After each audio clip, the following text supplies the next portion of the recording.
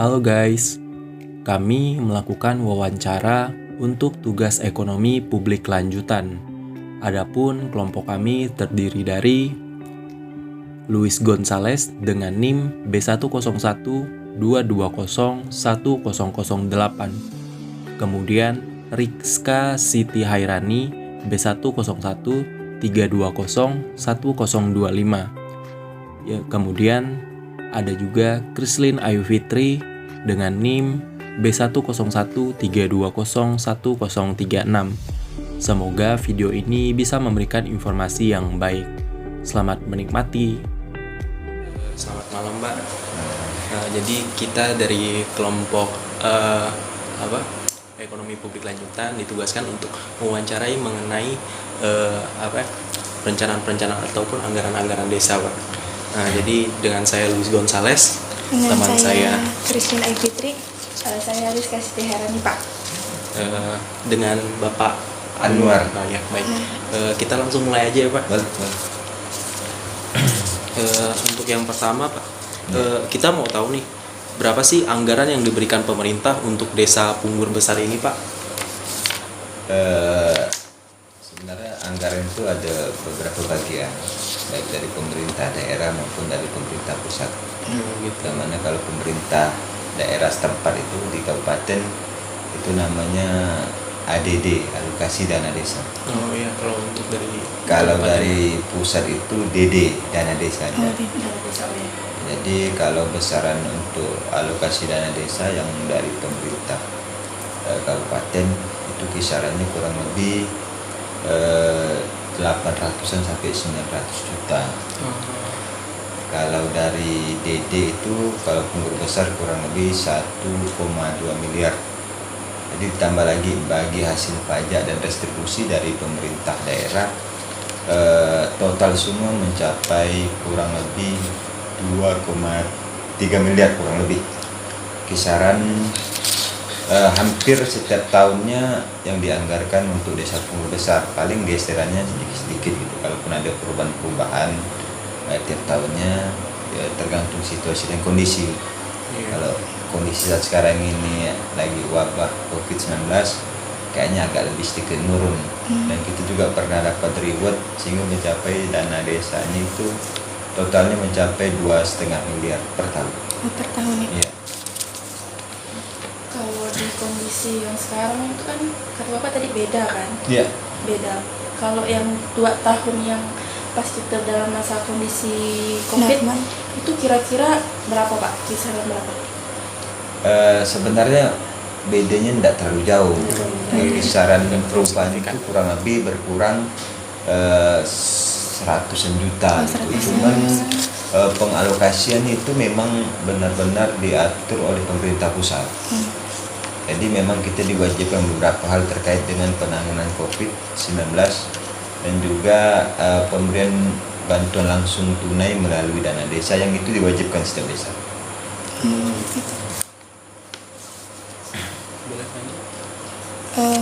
Kalau untuk ini, Pak, kayak bantuan dari yang lain gitu ada nggak, Pak?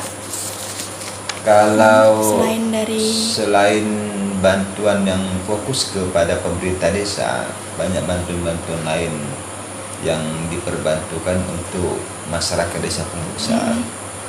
Seperti yang kita ketahui, bantuan sosial lainnya seperti BST, PKH dan yang lainnya. Ada juga bantuan sosial yang lain dari pemerintah kabupaten maupun provinsi yang masuk ke desa, tapi tidak dana tersebut atau bantuan tersebut itu ke desa dulu lalu ke masyarakat, tidak, tapi itu memang langsung kepada masyarakat. Berarti itu dari pemerintah langsung ke masyarakat. Ya? Tapi untuk desa yang maksudnya geografis yang desa di situ gitu ya, Pak? Iya.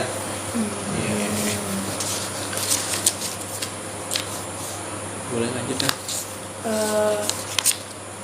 Tujuan adanya dana desa ini, Pak? Sebenarnya tujuannya agar desa itu punya anggaran tersendiri, ya semacam gimana ya, desa diberikan juga wewenang untuk mengelola, menggali aspirasi dari masyarakat yang nanti akan kita biayai dengan dana desa yang diberikan oleh pemerintah. pusat sebenarnya, karena banyak permasalahan-permasalahan di desa yang memang kita tidak bisa selesaikan karena minimnya anggaran yang dikucurkan melalui desa. Jadi harapan kita ya ini semacam otonomi desa lah sebenarnya. Ya, cuman pemerintah pusat memberikan anggaran ini tapi masih sekian puluh persen itu diatur oleh pemerintah pusat. Jadi hanya ada beberapa persen yang memang kita coba untuk mengaturnya melalui musyawarah desa.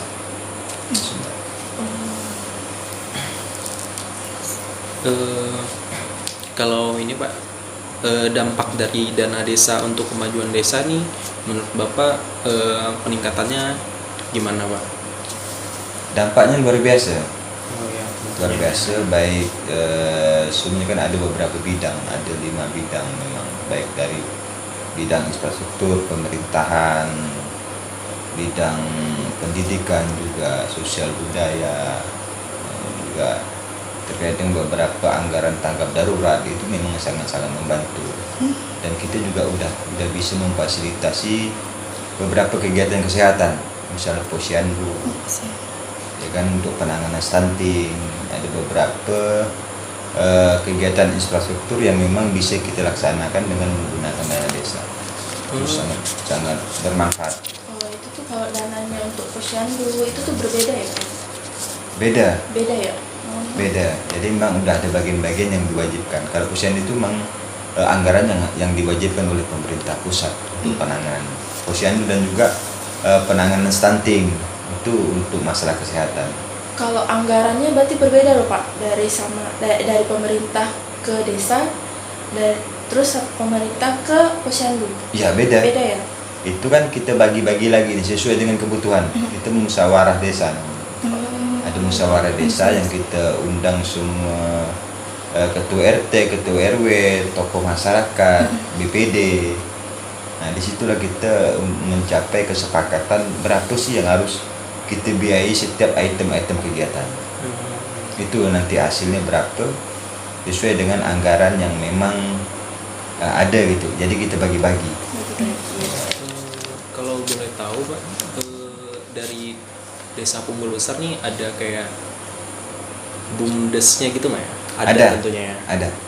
Iya. Kita ada BUMDes. Jadi selain dana dari pemerintah, kita berarti dari desa juga punya pemasukannya kayak gitu sendiri ya. Kira-kira itu dari kayak maksudnya sektor atau dari mana aja ya Pak kalau boleh tahu? Kalau kita di desa, BUMDes itu baru juga kita bentuk kemarin di tahun 2020.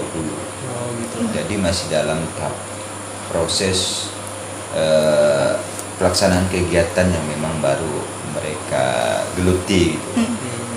Nah, dan ya hasilnya ya mereka di saat situasi ini harapan kita yang penting mereka bisa bertahan. Oh gitu. Benar. Dan kita enggak punya PAD lainnya. Enggak kayak desa-desa yang lain, desa-desa yang memang agak lebih jauh dari kota, yang banyak perusahaan-perusahaan atau yang lebih dekat dengan kota, yang perusahaan banyak, sehingga ada dana CSR yang menopang menjadi pendapatan asli desa. Oh iya.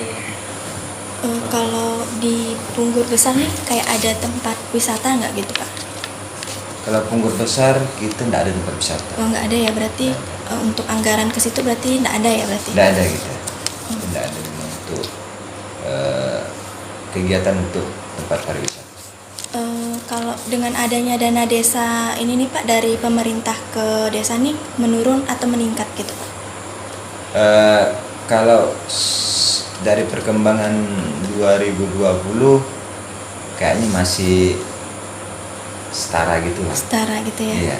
Kita pun untuk 2023 masih belum menerima keputusan dari pagu anggaran yang ditetapkan oleh pemerintah. Kita masih menunggu. Kita udah buat penyusunan perencanaan Arabnya, rencana anggaran pengeluarannya, tapi kita masih menunggu pagu dari pemerintah. Yang kita rencanakan misalnya total semua 2,5 M, apakah pagu yang jatuh ke tempat kita itu kurang atau lebih gitu. Kalau memang kurang ya terpaksa kita memangkas lagi kegiatan-kegiatan yang udah kita rencanakan. Oh gitu. Iya.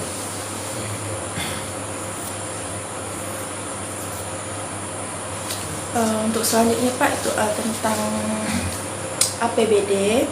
Kalau untuk anggaran APBD itu apa saja yang dibangun atau sedang dalam pelaksanaan yang dilakukan di Desa Punggur itu? Kalau APBD banyak kegiatan infrastruktur lah sebenarnya. Oh iya. Dari jalan, jembatan, turap, barau, dan juga ada bantu-bantu sosial lainnya untuk rumah-rumah ibadah. Dan sekarang masih juga dalam, ada beberapa kegiatan yang masih dalam tahap proses pengerjaan. Kalau jalan itu masih ada kayak misalnya kayak ada tanah-tanah liat, jadi Masih itu masih ada ya Pak ya? masih ada. Masih. Karena Punggur wilayahnya juga cukup luas, kurang lebih 8.000 hektar. 8.000 hektar, sehingga agak sedikit memakan waktu lah untuk mencapai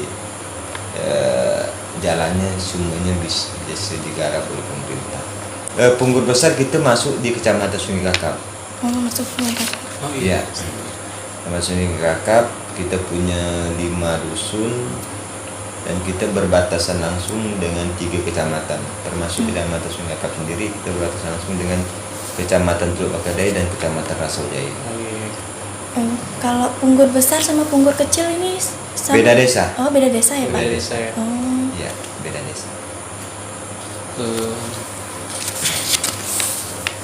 Dalam pelaksanaan program-program dana desa ini ada hambatan yang Bapak alami nggak ya? Apabila ada hambatannya tuh kayak maksudnya apa aja, misalnya cara-cara Kendalanya. Bapak buat nanganinnya gimana gitu. Iya. Sebenarnya setiap pekerjaan tuh Pasti ada kendala ya Pak? ya Nggak ada semua yang kita bayangkan ya. Betul. Tentu ada lika-liku. Yang pertama lika-likunya pada saat kita menyusun perencanaan tentu ada ulur tariknya lah untuk pembahasannya. Ada pro kontranya lah ya, Iya, Pak, ya, pro dari- kontranya antara pemerintah desa, BPD, juga beberapa tokoh masyarakat yang memang mereka semuanya menginginkan pembangunan di wilayahnya masing-masing. Sedangkan anggarannya kan tidak dapat memenuhi semua keinginan. Jadi kita ambil yang skala prioritas, yang memang itu kita anggap mendesak, kita anggap memang harus kita dahulukan. Dan itu harus menjadi kesepakatan kita semua. Berarti setiap tahun hampir dana desanya tuh berarti hampir enggak sesuai harapan gitu Pak. Ya sebenarnya sih begitu. Oh iya. Kalau memang kebutuhan, ya ini udah hukum alamnya. Oh iya. Kebutuhan itu akan lebih besar daripada anggaran yang ada sebenarnya. Tetapi kita ya coba untuk menyesuaikan aja. Oh iya, tetap harus skala prioritas Ya. mana yang lebih Ya diutamakan. itu yang harus menjadi tujuan kita, skala prioritas. Yang mana yang memang harus lebih dahulu kita dahulukan, itu yang menjadi target. Sebenarnya bukan secara fisik pembangunan, cuma lebih kepada kita memberikan pemahaman kepada masyarakat. Oh iya. Nah, apalagi dengan dana desa yang udah kalau nggak salah dari tahun 2017 itu dana desa dari pusat itu khusus ke setiap desa ini kan juga harus diberikan pemahaman dengan masyarakat, karena asumsinya masyarakat juga beranggapan oh desa ini udah megang anggaran tuh miliaran gitu. Iya. Nah ini juga harus kita berikan pemahaman. Jadi dana yang ada itu bukan semaunya kita untuk menggunakannya gitu lah. Semuanya ada prosedurnya dari musyawarah desa. Habis itu proposalnya kita sampaikan lagi ke Pemdes, dikaji lagi inspektorat, ke bagian hukum. Setelah itu disetujui baru itu bisa kita laksanakan sebenarnya. Jadi kalau dalam proses tahap pelaksanaan itu sebenarnya itu udah sesuai, tinggal bagaimana pekerjaan itu kita laksanakan atau tidak. Nah itu yang akan timbul permasalahannya. Tapi kalau masalah semua yang udah kita rencanakan itu dan udah disetujui semua pihak, itu udah tidak ada masalah. Sehingga pelaksanaannya aja. Apakah kita melaksanakannya dengan baik, apakah ada yang fiktif, nah itu yang akan menjadi permasalahan sebenarnya. Kalau untuk strategi pemerintah desa nih Pak dalam masyarakat tuh cara ngajak masyarakat dalam berpartisipasi untuk pengelolaan dananya ini gimana Pak? Ya, yang pertama kita minta untuk pelaksanaan kegiatannya masyarakat setempat. Masyarakat. Jadi misalnya untuk pembangunan jalan, yang kerja itu harus masyarakat setempat. Jadi biar mereka bisa melaksanakan pekerjaan itu dengan baik, hasilnya baik gitu Pak. Dan untuk mereka juga yang nanti kita minta mereka juga udah bisa merawat dan menjaganya gitu. Jadi kita ndak setiap pekerjaan itu ndak ada istilahnya kalau diproyekkan itu ndak ada. Nggak Nggak ada, proyek ya nggak. Pak? Oh berarti dari masyarakatnya langsung Masyarakat setempat itu yang melaksanakan kegiatannya, yang memang kita secara teknis sudah kita atur, kita buatkan gambar. Nanti ada namanya TPK, tim pelaksana kegiatan, yang nanti juga akan mengarahkan. Jadi masyarakat tinggal kerja. Jadi sekalian untuk membantu perekonomian masyarakat juga dari kegiatan-kegiatan yang bisa kita laksanakan. Terus, Kalau dibandingkan ini Pak sebelum COVID sama sekarang nih kira-kira kayak ada peningkatan nggak Pak untuk ini kayak pembangunan gitu? kalau di situasi COVID nih untuk pembangunannya jauh lebih ini, Meningkat ya? lebih rendah. Oh lebih rendah. Lebih rendah karena memang banyak anggaran tuh yang dialihkan untuk penanganan COVID-19. Oh Oh iya iya. Iya. Yang dulunya kita bisa bangun beberapa kegiatan pembangunan fisik, kalau umur besar untuk tahun ini tidak ada kegiatan fisik, Enggak ada. bangun jalan jembatan tidak ada, karena 68% dari dana desa itu sudah dialihkan untuk penanganan COVID-19, termasuk penanganan COVID sendiri 8%, 40%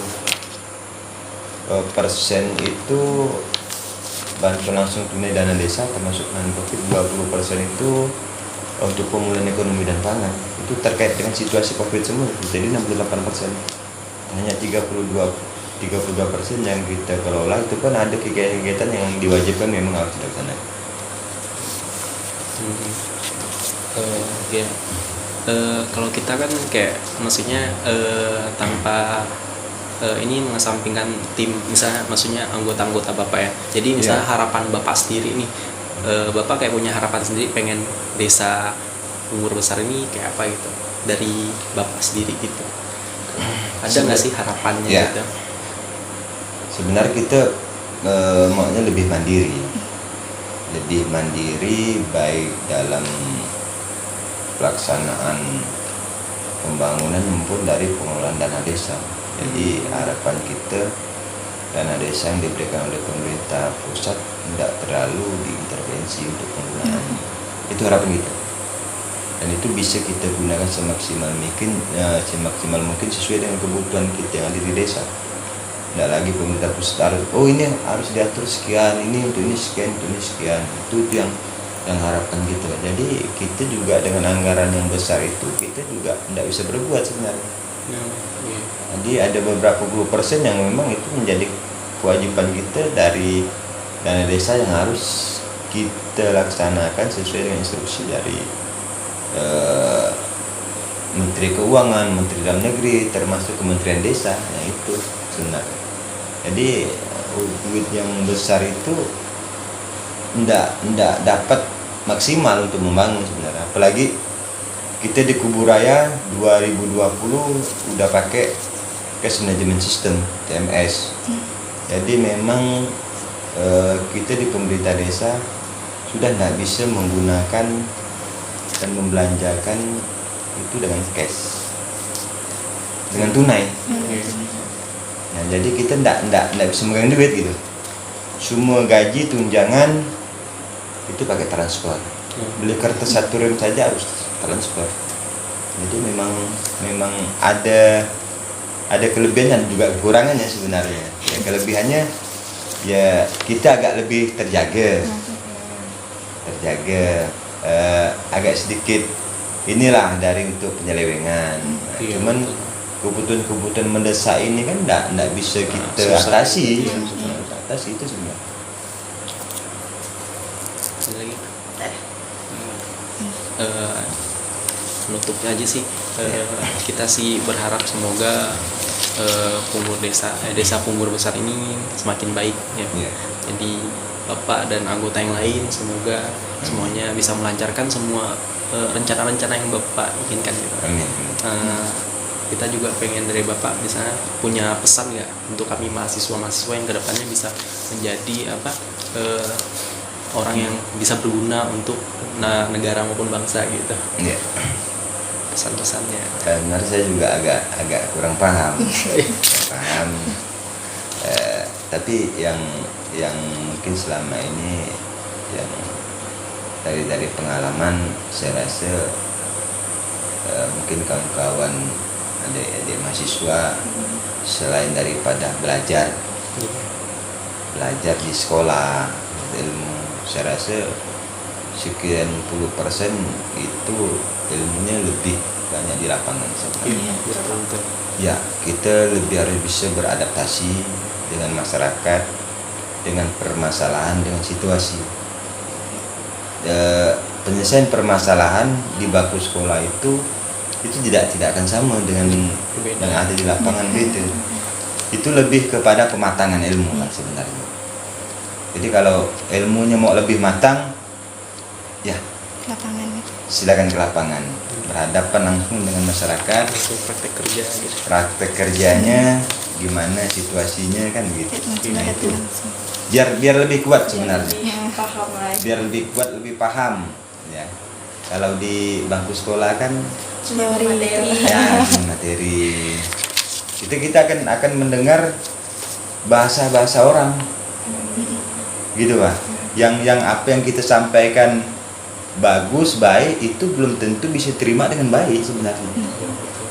Nah, kita nyampaikannya lembut, ada yang jawabannya lebih keras gitu. Yang kita sebenarnya enggak mengharapkan jawaban semacam itu gitu Pak. Tapi yang namanya kita berhadapan dengan orang ini kan karakternya beda-beda. Nah, di situ yang kita harus lebih paham. Nah, takutnya nanti pas sudah kerja di lapangan kan tiba-tiba drop dengan situasi dan kondisi. Ya. Tapi saya yakin dan percaya. Iya.